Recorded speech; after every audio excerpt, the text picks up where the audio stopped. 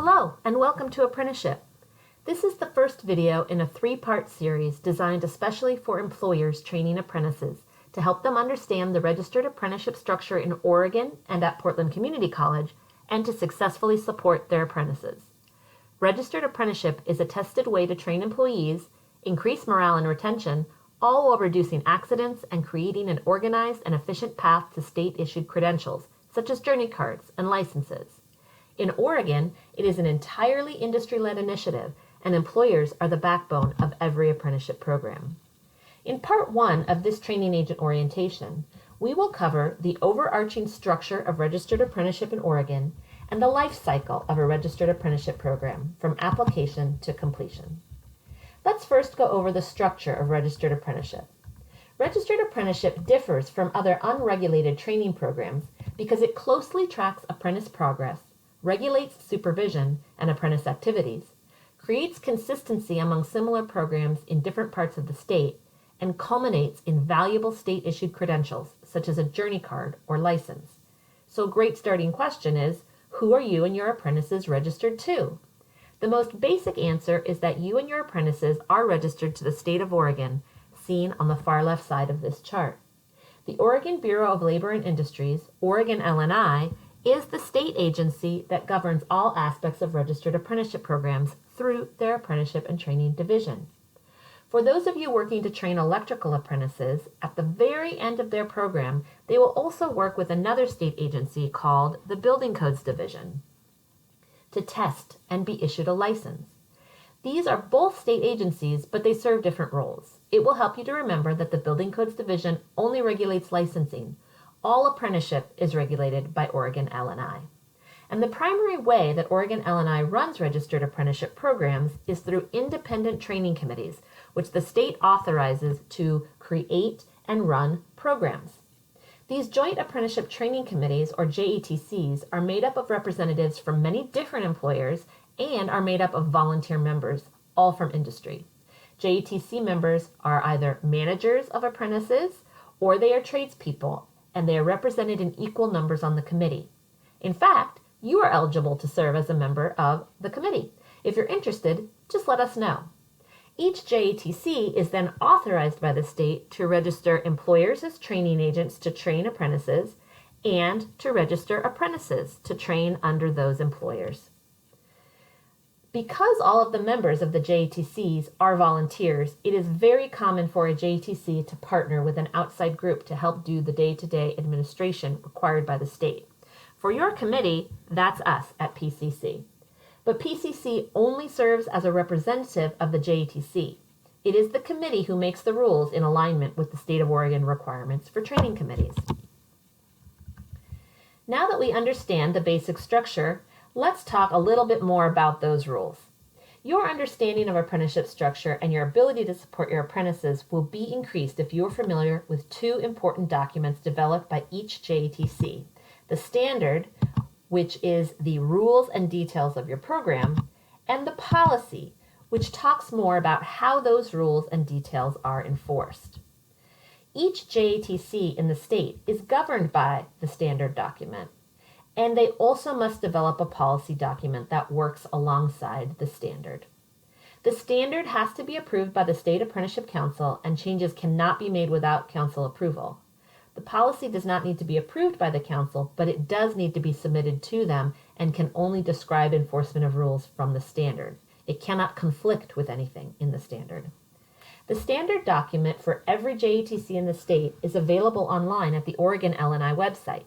Also easy to find at the PCC Apprenticeship and Trades website, where you will also find the policy document for each committee administered by PCC.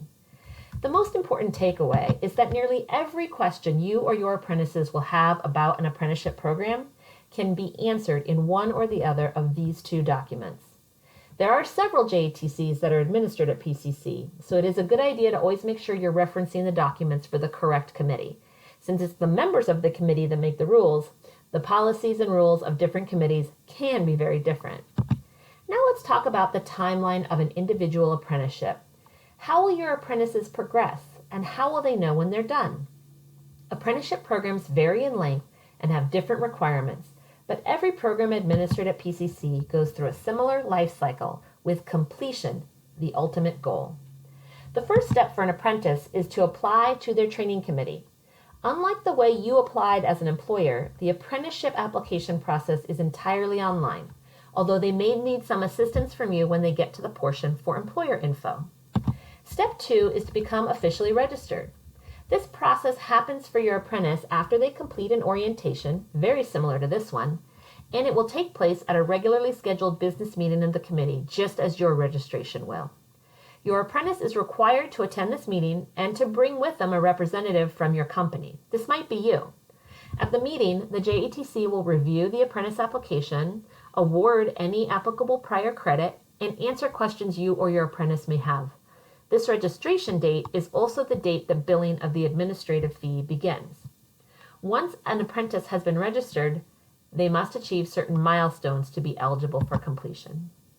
They must meet minimum hours of on-the-job training. These are the hours they complete at work. Apprentices must meet the minimum for overall OJT hours and the minimum in each OJT work process category, so you can play an important role by helping make sure they are getting hours in all categories. If you have questions about what types of work go in each category or how many hours are required in each category, you can refer to the standard document. Every workplace will have different needs, and you may need to have your apprentices working in categories that they've already completed or occasionally doing work that doesn't fall into any category. But to the best of your ability, you should always be striving to help apprentices accrue hours in all categories and not get too many hours in categories they've already fulfilled. This way they will stay on track and you will be well on your way to having an employee that holds the journey card or license that your company needs. Apprentices must also meet minimum hours of classroom training. Oregon L&I calls these RT, or related training hours. Each calendar year, all apprentices in the state are required to accrue 144 RT hours. These are actual hours apprentices are in class. For most programs, this means apprentices will be in a full-term class, going to school one night a week, every week, all year long, with some breaks. Apprentices must complete all the required classes on their course list, and they have to earn a letter grade of C or better in each class. If an apprentice fails a class, they will have to retake that class. This could delay completion of their program. They must complete all required certifications and keep them current.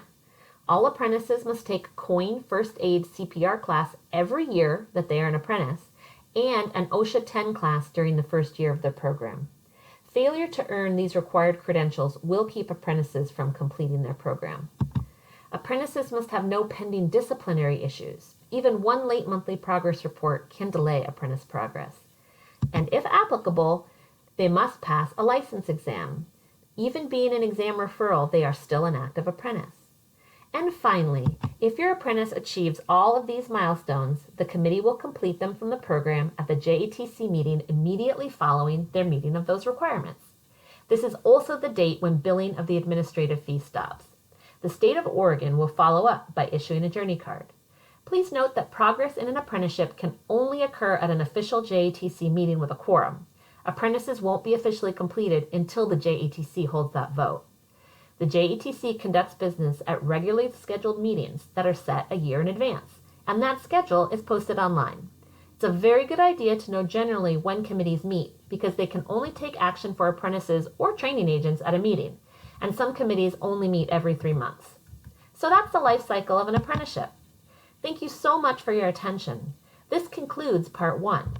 You now know how apprenticeship is structured in Oregon and how your apprentice will progress through their program. Please stay tuned for Part 2, where we will highlight 4 of the most important areas of training agent requirements.